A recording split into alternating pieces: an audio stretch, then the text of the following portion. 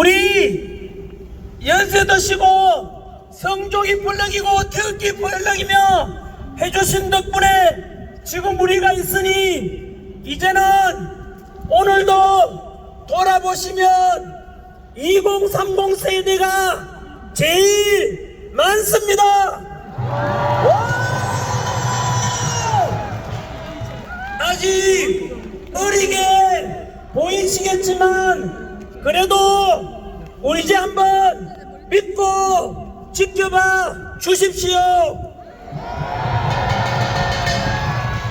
우리 2030 세대들 오늘 보다시피 너무나 믿음직스럽고 너무나 든든하지 않습니까?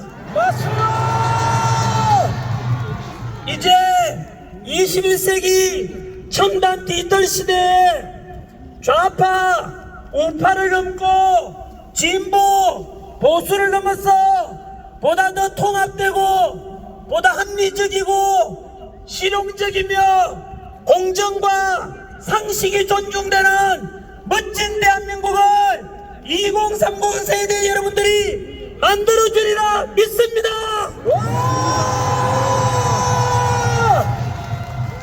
바로 이겁니다. 이번 비상계엄을 계기로 국민들이 깨어나고 정치가 얼마나 중요한 것이고 자유 민주주의가 얼마나 중요한 것인지 깨닫게 되었습니다.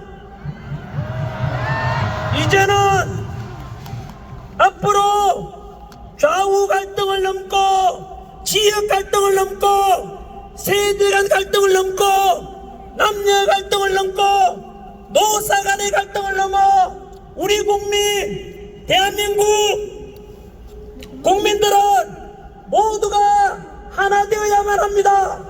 맞습니다. 나아가서 남북 평화통일을 이루고 한민족 모두가 하나 되어 서로 통합되어 서로 존중하고 보다 더 풍요롭고 행복한 21세기 선진 통일 대한민국을 2030 세대 여러분들이 만들어줄 것을 믿습니다.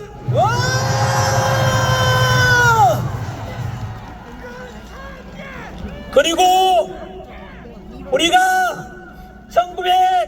1945년 8.15 광복 이후 가장 가난했던 나라가 세계 국력 6위 선진 자유민주주의를 실현하기까지는 훌륭한 지도자와 동시에 독재에 맞서 민주화를 외친 민주화운동의 열사분들의 희생 덕분이니 그런 분들께도 감사하는 마음을 가져야 할 것입니다.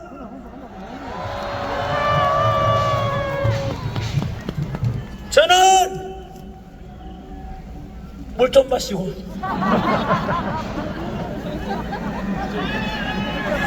전환기는 외치지 마십시오. 저는 별로 이렇게 잘난 사람이 못 됩니다. 저는 이승만 대통령을 존경합니다. 그리고 박정희 대통령 존경합니다. YS와 DJ의 민주화운동 해오신 것에 대해서 감사하다는 말씀을 드립니다. 지금까지 우리는 이승만 대통령을 존경한다고 하면 극우파라고 하고 이승만을 독재자라고 하면 좌파로 평가하기 위해서 상대방을 사잡아서 공격했는데 이제 2030 세대들은 이런 기성세대가 만들어 놓은 편협된 역사관도 극복하고 새로운 패러다임으로 역사를 바라봐야만 합니다. 이승만 대통령은 독재와 3.15 부정선거 등의 과오도 있지만 광복과 6.25 전쟁의 그 혼란 속에서 농지개혁을 통해서 80%가 소작농이었는데 그들에게 땅을 나눠주고 또한 확고한 반공의식에 근거해서 북한 공산당을 막아내고 한미 상호방위 조약을 통해 주한미군의 주둔을 약속받은 덕분에 튼튼한 안보를 토대로 우리는 지난 70여 년 동안 전쟁 없는 나라에서 살 수 있게 된 것은 너무나 큰 이승만 대통령의 바로 위대한 업적 덕분입니다.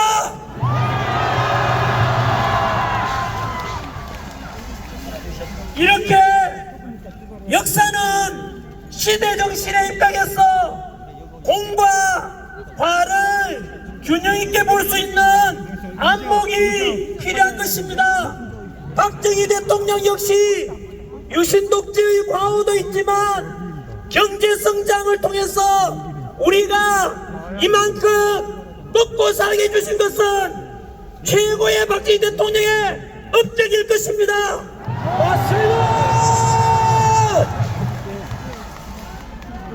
YS와 DJ 덕분에 영국이 200년 걸려서 이룬 민주화를 대한민국은 불과 40년 만에 민주화를 이루어서 전 세계에서 가장 성공한 민주주의 나라의 본보기가 되게 되어 있습니다.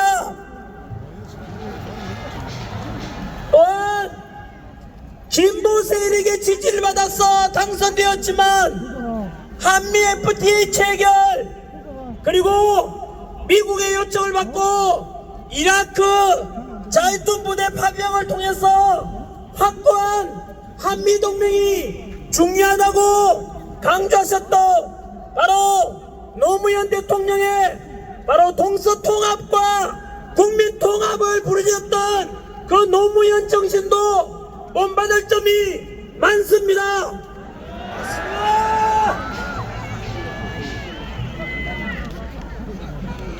사실 전한길도 노산모 출신입니다. 소탈했고 서민적이었던 노무현 대통령이 저 역시 가난한 농부의 아들로 태어나서 살아왔던 덕분인지 그런 인간적인 면이 참으로 좋았습니다. 그러나 문재인 정부 때 들어서서 문재인 정부의 많은 참모들 때문에 못난 참모들 때문에 그렇으리라 생각합니다만은 바로 문재인 정부 때 너무나 안타깝게도 갈라치기 하는 정책들을 보고 너무 실망했습니다. 그것은 노무현 대통령의 동서통합 정신과는 정면으로 위배되는 최악이었습니다. 뿐만 아니라 내로남불의 조국 사태와 같은 윗선적인 진보 세력의 모습 속에서 이것은 너무나 진보 세력들이 해서는 안 될 짓이라고 저는 크게 실망하였습니다. 맞습니다. 조국이나 그에 따른 적어도 그런 나쁜 짓을 했으면 염치가 있다면 반성하는 것을 보여야 되는데 그렇지 못한 모습을 보고 너무나 실망스러웠습니다. 뿐만 아니라 민주당 내에서 강경파가 집권 후에 이들은 조선시대로 치면은 신진사대부 세력이 조선 건국하고 권력을 잡고 홍구파가 되어서 도덕성도 타락하고 그리고 법도 다 어기고 너무나 부패한 민주당이 되었다는 것을 저는 보고 너무 실망했습니다. 민주당 대표를 지낸 이낙연 전 총리가 이야기하기를 민주당 내에서 41%가 정과자고 민주화운동과 노동운동을 제외하고도 무려 16%가 범죄자라고 합니다. 뿐만 아니고 얼마 전에 민주당에서는 국민의힘에서 제안한 간첩법 개정을 하자고 했는데 막판에 가서 간첩법 개정을 반대하였습니다. 저는 이것을 보고 경악을 금치 못했습니다. 도대체 민주당은 대한민국 정당이 맞는지 의심스러웠습니다. 맞습니다. 간첩법 개정은 바로 지금까지는 우리의 적인 북한 공산당에만 적용되던 간첩죄를 확대해서 외국인들 쉽게 말하면 북한 이외에도 이적 행위를 하거나 또는 우리의 기술을 빼가거나 안보에 위협을 주는 그런 다른 나라들에 대해서도 간첩죄를 적용할 수 있다고 하자고 했는데 그것을 반대한 것입니다.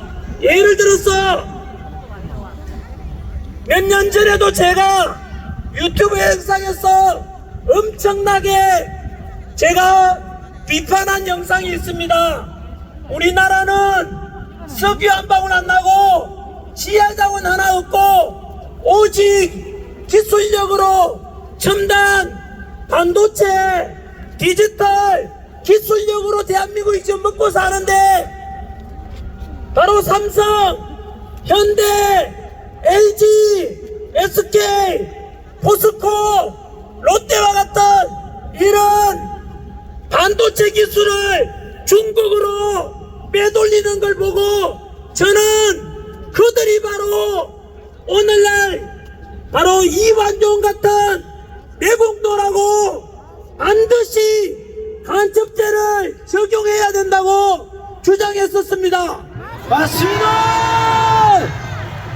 그런데 지난해 어떤 중국 유학생이 미국 부산에 정박 중인 미국 항공모함 사진을 드론으로 찍다가 걸렸습니다.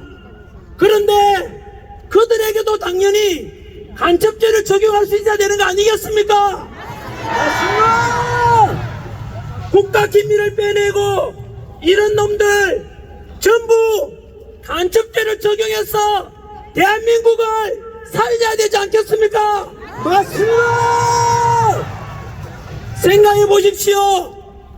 이런 우리의 군사 기밀을 빼돌리고 또 평택 비행장을 사진 찍어서 유출시키고자 하는 이런 놈들을 처벌하지 않는다면 과연 우리의 우방 미국이 우리를 어떻게 생각하겠습니까? 그래서 이렇게 되면은 한미동맹은 깨어지고 지나친 중국 친화적으로 가면 우리도 홍콩처럼 제2의 중국의 속국이 될 것을 우려하고 있습니다. 맞습니다. 그러면 제가 전환길이 2030 세대들에게 제시해드리는 정책은 도대체 그럼 전환길은 좌파야 우파야 극우냐 무엇이냐 물어본다면 저는 분명히 제 기준을 말씀드립니다. 저는 국방은 철저하게 한미동맹을 근거로 해야 됩니다. 지난 70여 년간 전쟁 없이 우리가 평화를 지키며 살아왔던 것은 온전히 주한미군과 미국의 우방과 함께 왔기 때문입니다. 그래서 오늘입니다. 뉴스에 보니까 트럼프 미국 대통령도 바로 한미일 삼각 동맹을 통해서 가야 된다고 이야기하던데, 저는 그것 또한 우리의 기준이 되어야 된다고 생각합니다.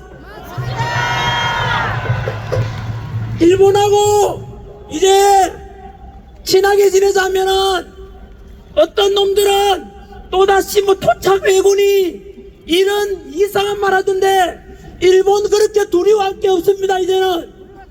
왜냐하면 아까 말씀드린 대로 우리가 일본보다 국력도 더 강하고 군사력도 우리가 더 강하기 때문에 이제는 일본과도 우리의 이익을 위해서 일본과도 함께 잘 지내가야 되만이 바로 미국과도 동맹을 통해서 그것이 우리나라의 국익을 위해서 최선이라고 생각합니다. 맞습니다. 중국과는 경제적으로 어쩔 수 없이 이웃나라에 있으니까 우리 국익을 위해서도 경제적으로 실리 외교를 해야 한다고 생각합니다. 맞습니다.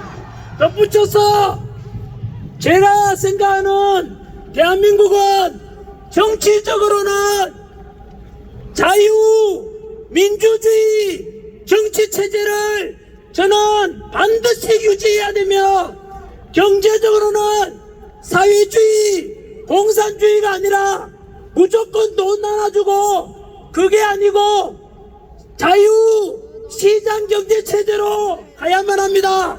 맞습니다. 사회적으로는 약자를 배려해야 되는 복지사회로 가야 되고, 그리고 개인의 사상과 종교와 이런 자유함이 있는 대한민국 가정을 소중히 여기며 노동자와 사용자, 기업가와 근로자가 적대적이 아니라 상호 존중하고 서로 함께 협력하는 그런 대한민국이 되어야 한다고 생각합니다. 맞습니다. 두 번째, 최근 민주당은 비상계엄을 계기로 국가와 국민은 안중에도 없고 오직 이재명 대통령 만들기 위해서 법치주의도 깨버리고 공정과 상식, 절차적 정의를 모두 무너뜨려버리고 오직 꼼수와 몰상식 이런 식으로 29차례에 걸친 탄핵과 그리고 불법 공정위 공소체 수사 서부지법에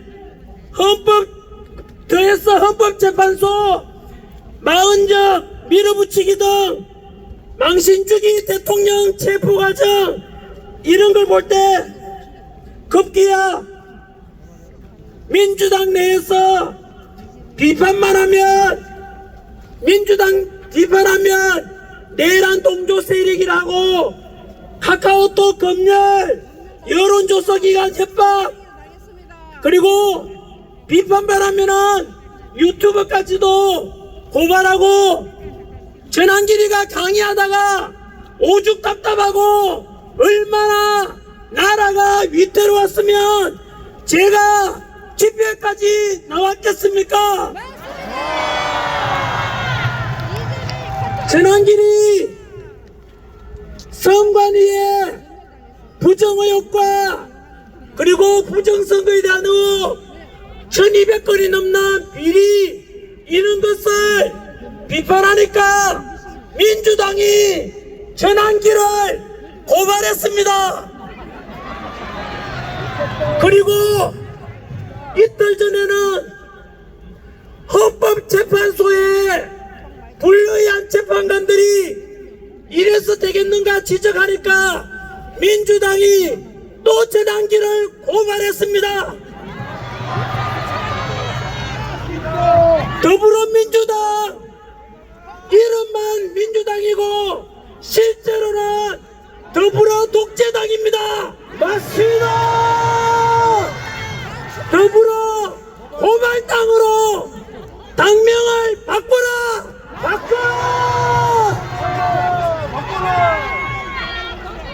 우리 70년대, 80년대, 90년대 독재에 맞서서 민주화 운동했던 분들 이제는 응답해 보십시오. 노사모 출신이라고 하는 분들 이제 답변해 보십시오.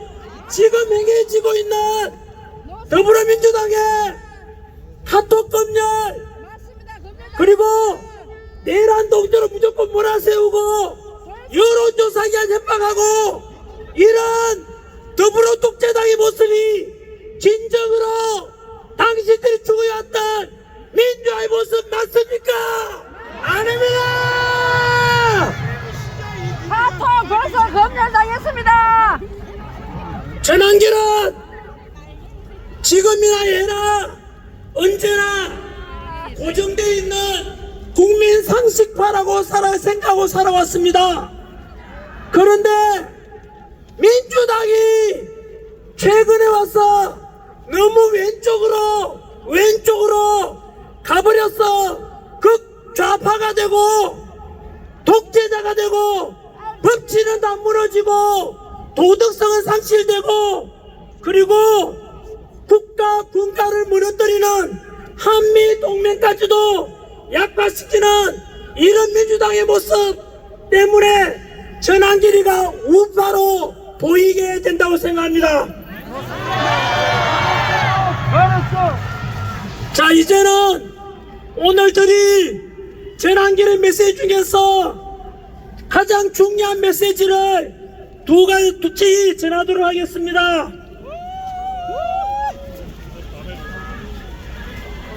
손이 고와서 잘 안 되니까 조금만 기다려 주십시오.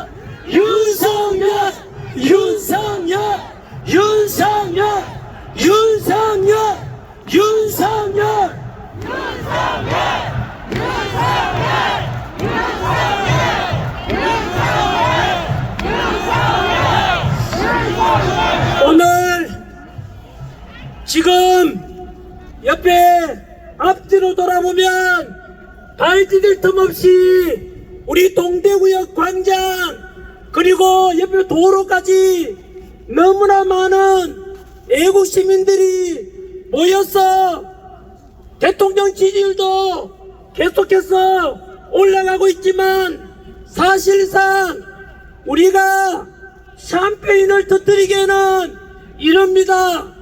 여전히 우리 대통령께서는 이 추운 날 바로 서울 구치소에 갇혀 계십니다.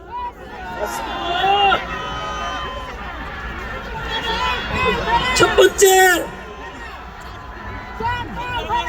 야당에서는 비상계엄 직후부터 윤석열 대통령에 대해서 내란 수괴라고 하면서 언론을 동원하고 현수막 내걸고 선동하여 국회에서 탄핵을 시키고 현재 내란죄와 헌법재판소에서 탄핵 심리 중에 있습니다.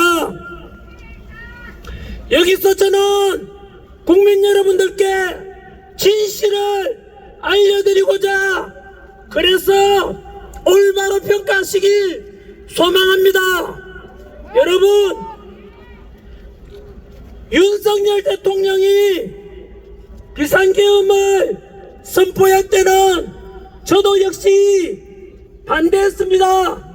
비판했었습니다만은 그 뒤로 비상계엄의 전후 과정과 지금까지 드러난 실체를 알고 보니 비상계엄은 도저히 참다 못한 대통령께서 아시다시피 민주당의 29차례 탄핵과 그리고 일방적인 정부의 예산 삭감 짧게만 한번 말씀드리겠습니다마는 29분의 우리 현대사에서 우리 헌정사에서 볼 수 없는 그런 29분의 탄핵이라는 것은 행정부를 마비시키고자 하는 것입니다.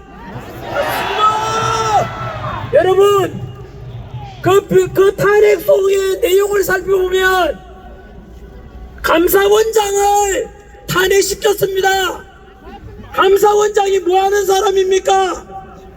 부정을 감사하고 탄핵 조사하는데 감사원장을 탄핵시켰다는 것은 민주당이 부정의 정당이란 뜻입니다. 맞습니다. 그리고 중앙지검장과 검사를 탄핵시켰는데 검사가 여러분 범죄자 잡는 사람들 아닙니까? 그렇다면 검사를 탄핵시켰다는 것은 민주당이 범죄자당이란 뜻입니다. 맞습니다.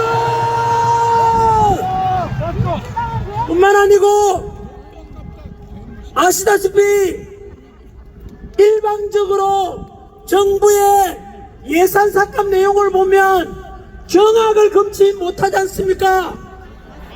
80억이 넘는 대통령 특활비를 빵원으로 만들었습니다. 또 범죄자 조사라는 검사 특활비 500억 원도 역시 빵원으로 만들었습니다. 맞습니다. 그 말은 검사들 범죄자 잡지 말라는 뜻입니다. 맞습니다. 그리고 30억 원에 넘는 경찰들의 치안 비용 특활비 역시 빵원으로 만들었습니다. 우리 여기서 우리 시민의 안전을 지켜주고 계시는 수많은 고마우신 경찰 여러분들의 치안 마약 수사 도둑놈 잡는데 그 비용을 민주당이 없애버렸습니다. 맞습니다. 과연 경찰은 이런 민주당을 어떻게 생각하십니까? 그뿐만 아닙니다.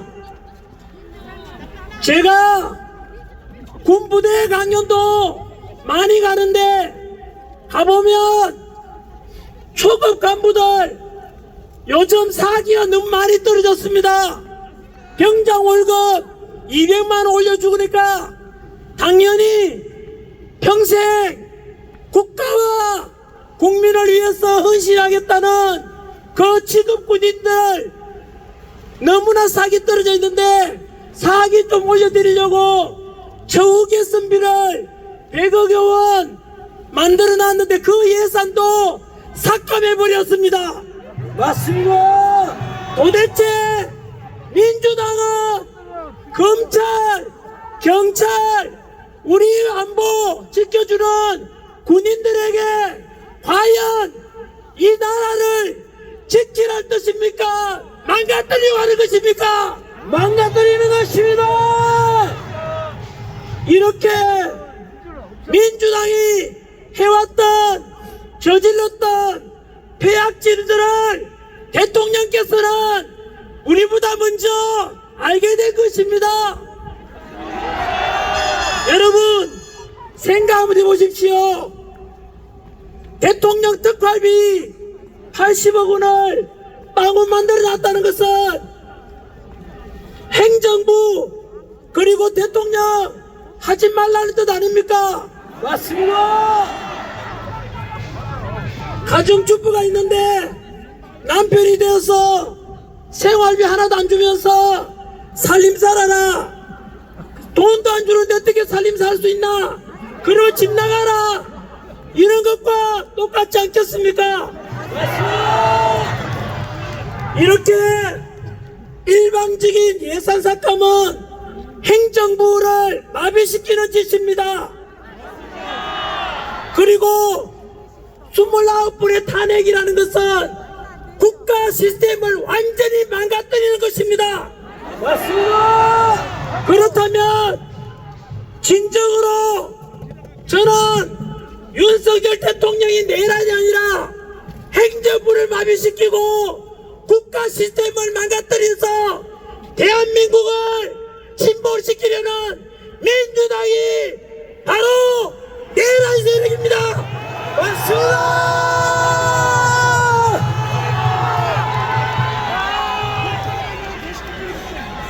저는 윤석열 대통령에 대해서 내란죄라고 선동하는 야당에게 절대로 윤석열 대통령이 내란죄가 아니라는 것을 말씀드리고자 합니다.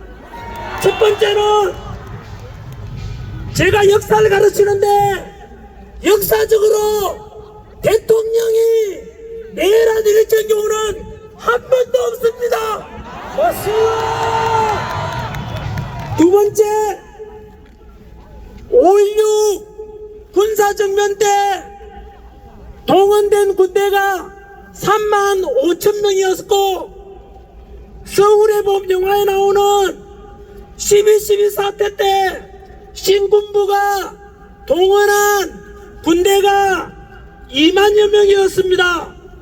그런데 12.3 비상계엄 때 국회에 동원된 군대가 몇 명인지 아십니까? 기껏해서 280명이 국회로 들어갔습니다. 여러분 생각 한번 해보십시오. 5.16 군사정변보다 12.12 사태 때보다 100분의 1밖에 안 되는 군사 280명으로서 국회를 장악한다는 게 말이 되겠습니까? 안 됩니다. 뿐만 아니라 실제로 여의도 국회의사당 가보면은 굉장히 넓습니다. 국회의원 숫자만 해도 300명이나 되는데 기껏 280명으로 국회를 장악하고 헌정을 중단시킨다는 게 말이 되지 않습니다. 맞습니다. 거기다가 국회를 점거하려고 하고 말 안 들으면 강압적으로 실탄도 지급돼야 될 건데 전혀 현장 투입된 군인들에게 실탄이 지급되지 않았습니다. 맞습니다. 뿐만 아니고 비상계엄을 선포한 뒤에 불과 2시간 만에 국회에서 비상계엄 해제를 의결했고 그것을 받아들여서 헌법과 법률에 따라서 윤석열 대통령께서는 국무회의를 통해서 비상계엄을 6시간 만에 해제했던 것입니다. 그래서 여러분 내란이라고 말하는데 그때 부상자 사망자 한 명이라도 있습니까? 없습니다. 그러니까 이것이 무슨 내란입니까? 이것은 법 전문가이신 우리 윤석열 대통령께서 정확하게 법에 근거해서 대통령의 통치권 고유한 통치권 행사에 연장선에서 선포한 것이기 때문에 합법이고 전혀 내란이 아닙니다. 맞습니다. 아까 말씀드린 대로 어쨌든 하든 막무가내로 윤석열 대통령을 내란 혐의로 뒤집어 씌워서 오직 이재명 대통령 만들기 위해서 공수처의 이상한 수사, 서부지법의 이상한 영장 판결 이런 걸 볼 때 그리고 아까 말씀드린 행정부에 대한 일방적인 예산 삭감과 역사상 유례없는 29번의 탄핵을 볼 때 진정으로 국가를 망가뜨리고 국가 시스템을 스톱시켜서 대한민국을 망하게 하려는 민주당이 내란 세력입니다.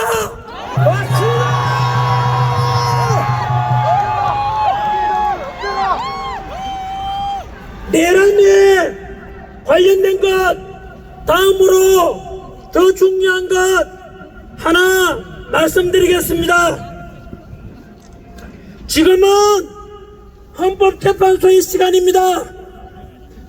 아시다시피 헌법재판소는 반드시 탄핵이 기각이 될 것입니다. 국민의 지지율이, 대통령에 대한 지지율이 50%를 넘었고, 그리고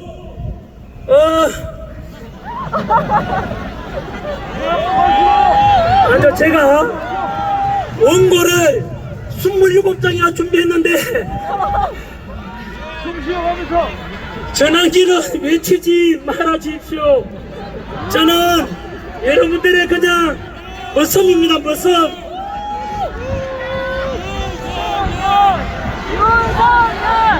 윤석열! 윤석열! 윤석열! 윤석열! 윤석열! 윤석열! 윤석열! 윤석열! 윤석열! 윤석열! 윤석열! 윤석열! 여러분,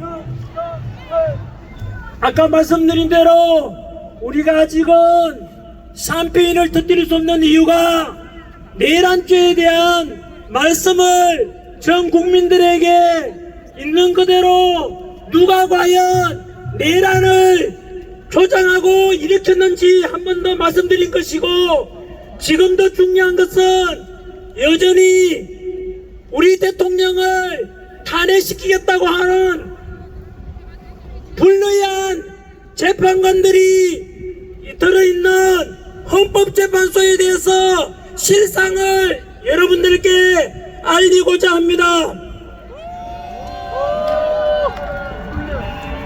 헌법재판소 재판관들은,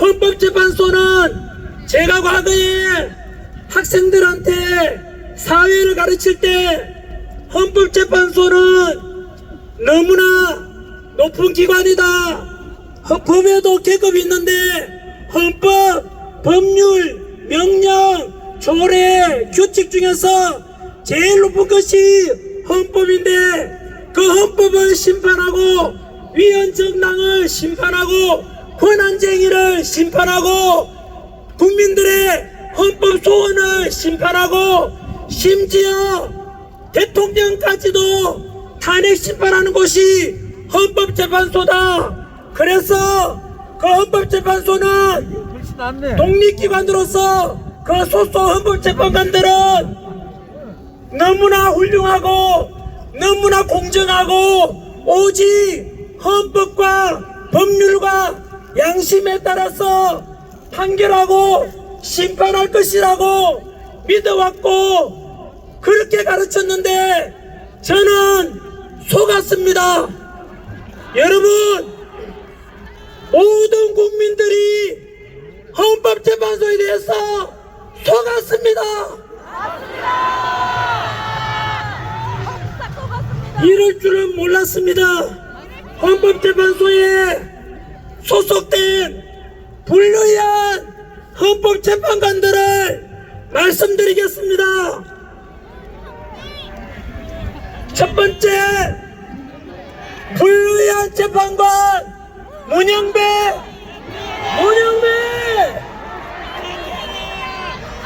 문영배는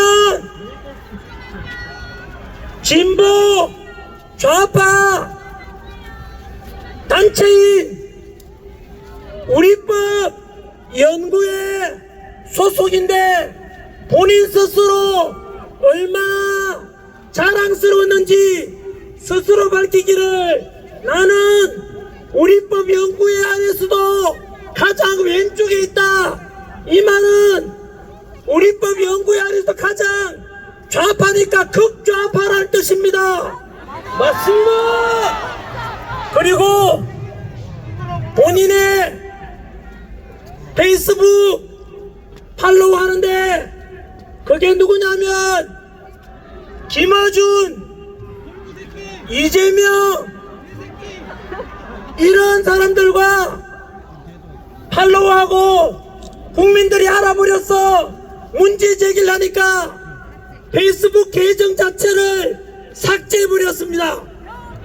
이것은 무엇을 가리키냐면 도둑질하다가 들킨 것이라고 보면 되는 것입니다. 맞습니다. 이런 것은 법적인 용어로 증거인멸입니다. 본인 스스로 떳떳하다면 공정한 재판을 할 수 있다면 그것을 왜 삭제하겠습니까?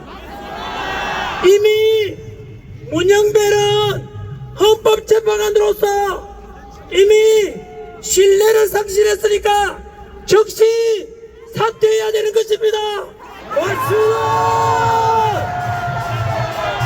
두 번째, 불리한 재판관 이미선 자신의 여동생 이상희 변호사가 무엇을 하고 있는지 아십니까? 윤석열 대통령 퇴진 특별위원회 부위원장이 바로 자신의 친여동생입니다. 여러분, 자신의 친여동생은 윤석열 대통령 퇴진을 주장하는데 언니가 되어서 어떻게 대통령 탄핵 심판하는데 공정하다고 믿을 사람이 세상에 유치원생만 되어도 그것은 공정하지 못하다고 판단하지 않겠습니까? 맞습니다. 이럴 경우에 염치가 있다면 법적으로도 이해 충돌이기 때문에 재판 회피 신청을 해야만 할 것입니다. 맞습니다. 그런데도 그렇지 않다면 염치가 없으므로 양심이 없으므로 이런 사람을 우리는 파렴치라고 하지 않습니까? 여러분, 이렇게 파렴치한 헌법재판관의 심판을 통해서 우리 대통령이 탄핵 심판을 맡겨서 되겠습니까? 안 됩니다. 세 번째, 불리한 재판관 정정미 국회 인사청문회에서 대한민국 주적이 누구냐 물으니까 본인으로 스스로 주적이 누군지 말할 수가 없다고 했습니다. 맞습니다.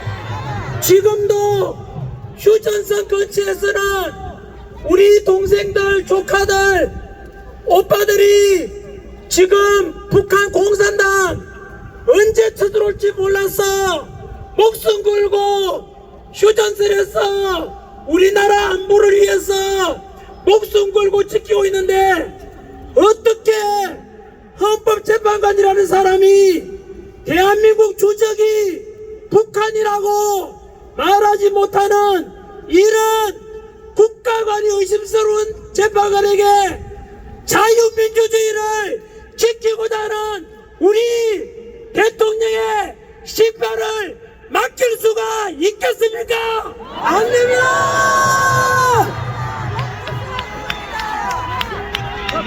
네 번째, 불리한 재판관 정계선 역시 문영배, 이미선과 더불어서 정계선도 우리법 연구회 소속입니다. 그런데 충격적인 것은 정계선의 남편 황필규 변호사는 윤석열 대통령 탄핵 시국을 선언한 장본인입니다. 여러분, 자신의 남편은 윤석열 대통령 퇴진을 주장하는데 한 집에 살면서 그 안에 되는 사람이 윤석열 대통령 탄핵을 심판한다는 것이 말이 되는 것입니까? 안 됩니다!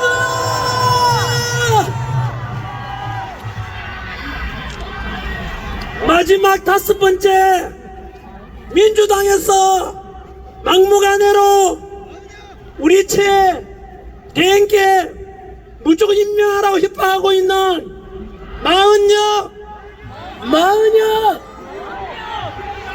마흔여건 사회주의 혁명 조직인 인민노련 핵심 멤버입니다. 맞습니다. 여러분, 문영배, 이미선, 정경미, 정계선, 마흔여, 이런 엉터리 국가간도 이사간 이런 재판관이 과연 우리 대통령을 심판한다는 것을 과연 믿을 수가 있겠습니까? 없습니다!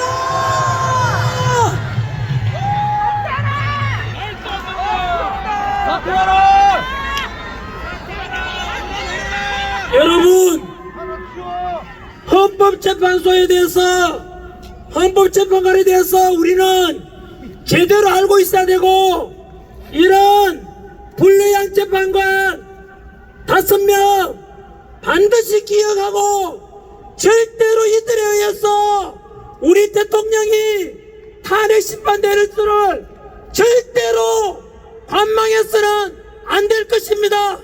맞습니다.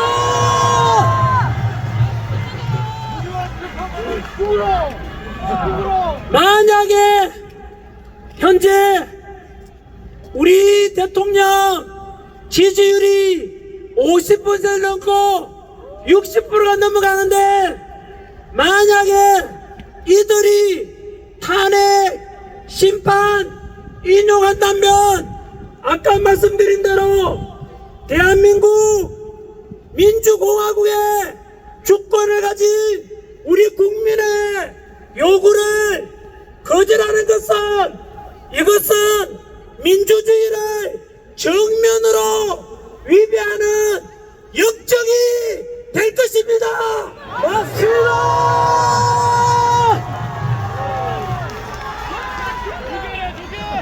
헌법재판소 재판관들은 잘 들으십시오. 여기 모인 국민들의 외침과 목소리를 들으십시오. 만약에 탄핵 심판 인용을 한다면 제2의 의사 오적이 될 것입니다. 맞습니다. 헌법재판소 위에 우리 국민이 있다는 것을 반드시 기억하라.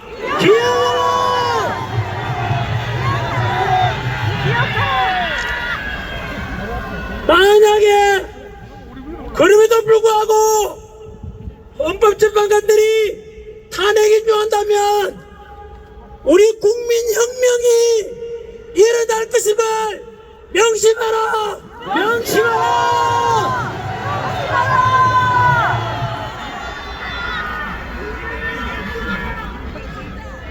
이제 마무리 짓겠습니다. 부탁을 3가지 드리겠습니다.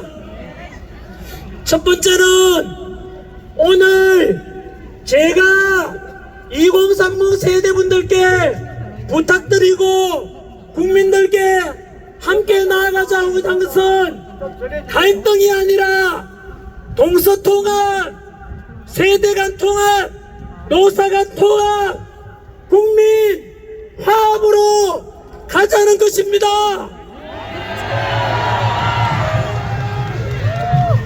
두 번째, 민주당도 다시 국민의 지지를 얻고자 한다면 간첩법 개정에 찬성하고 확고한 한미동맹만이 대한민국의 안보와 평화를 지킨다는 것을 명심하고 이제 더 이상 표현의 자유를 막고 카카오톡 검열하고 무조건 고발 더불어 고발당 더불어 독재당 이런 모습이 계속되면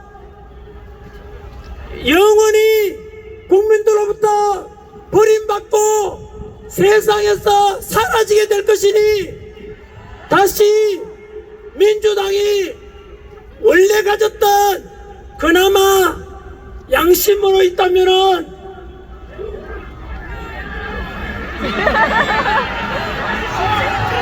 민주당 의원들 뭘 들리십니까?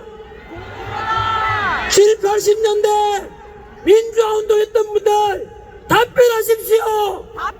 지금의 민주당은 민주라는 말을 듣고 독재와 그리고 부도덕과 오직 더불어 고발말이 남아 있습니다. 맞습니다. 세 번째 부탁드리고 싶은 것은 우리 가족들에게 부탁을 좀 드리고 싶습니다. 사실은 저는 몰랐는데 저희 아들이 광화문에 가서 탄핵반대 집회 먼저 나갔다는 것을 알게 되었습니다.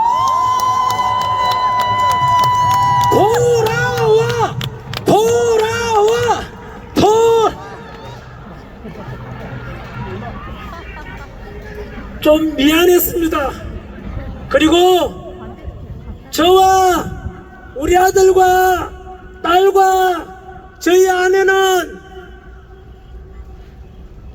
모두 한마음으로 윤석열 대통령 탄핵 반대 직무 복귀를 한 목소리로 내고 있습니다.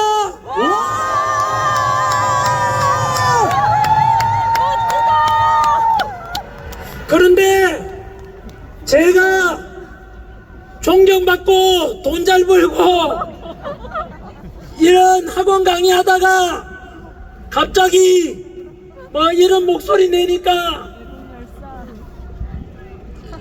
신변 위협도 받고 이래서 그러니까 저희 아내가 이제 그만해라 라고 하는데 제가 약속을 했거든요. 집회는 오늘 동대구, 다음 주에 광주, 그리고 대전, 마지막 3일절 날 서울 이렇게 가기로 했고 그거는 약속된 거니까 그까지 하고 그 다음 방송활동 가서 목소리 내는 것은 다음 주 수요일까지만 해라 라고 해서 진작에 약속을 했는데 사실 이 자리에 저희 아내와 아들과 딸이 와 있습니다.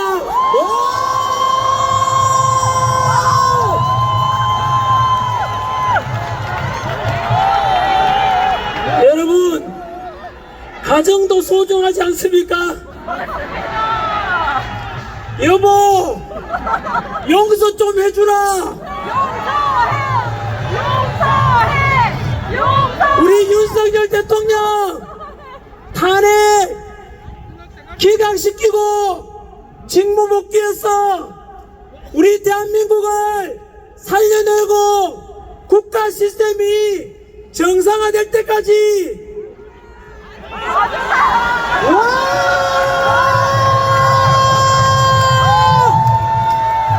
그때까지는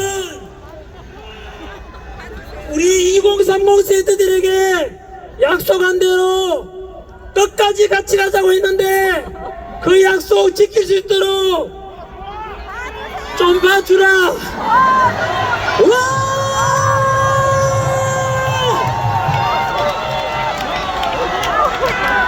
향순이, 향순이, 향순이, 향순이, 향순이. 나라가 살아나야 가정도 있고 직장도 있지 않겠습니까? 맞습니다! 내 돈 좀 못 벌더라도 나라 살리는 일에 좀 일할 수 있도록 용서해 주라. 용서해!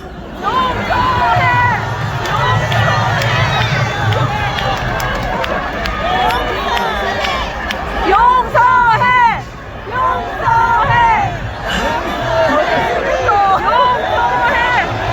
감사합니다.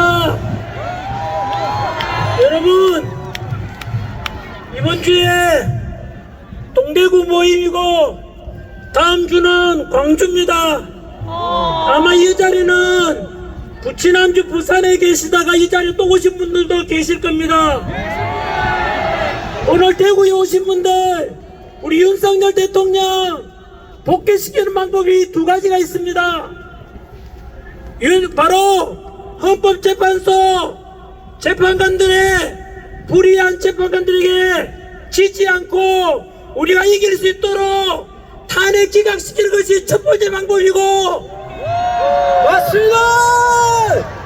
두 번째는 오늘처럼 춥고 차가운 날씨에도 이렇게 많이 참석해서 직접 민주주의의 그 모습, 집회를 통해서 시위를 통해서 우리 목소리를 내부해서 불의한 재판관들이 본인 스스로 이러다가 내가 진짜 의사오직이 되겠구나 각인시키는 방법이, 그 방법이 비결입니다.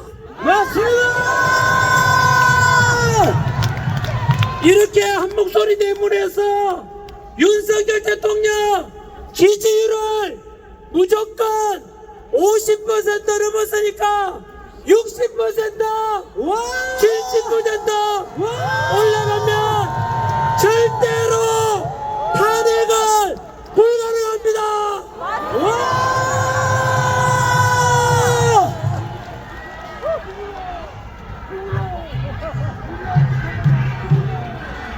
다음 주에 광주에서 뵙도록 하겠습니다. 2030 세대 여러분, 플라톤이 말하기를 정치를 외면한 가장 큰 대가는 가장 저질스러운 인간들에게 지배당하는 것이다. 행동하지 않는 양심은 악의 별이다. 도산한 차원생께서 말씀하시기를 청년이 죽으면 민족이 죽는다. 맞습니다!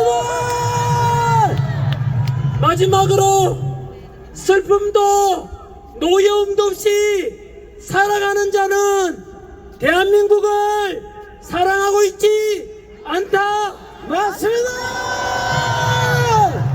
오늘 여기 오신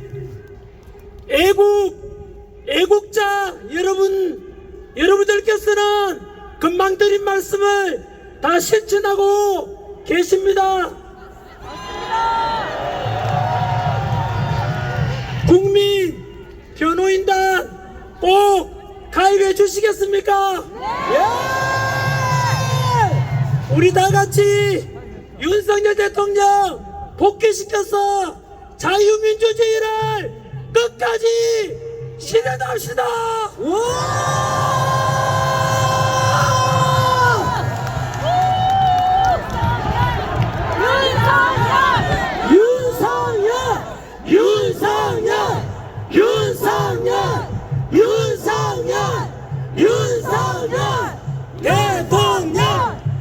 윤석열 대통령, 윤석열 대통령, 윤석열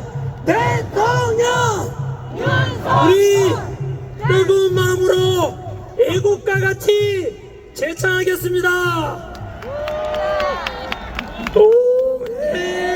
동해물과 백두산이 마르고 닳도록 하나님이 보호하사 우리나라 만세 무궁화 삼천리 화려한 산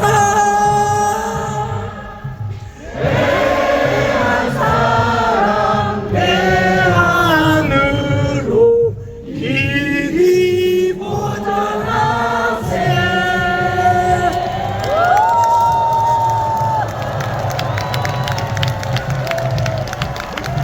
여러분들이 주인공입니다. 여러분들이 애국자입니다. 여러분들을 존경합니다. 고맙습니다. 윤석열 대통령님 사랑합니다. 사랑합니다. 감사합니다. 우리 다시 한번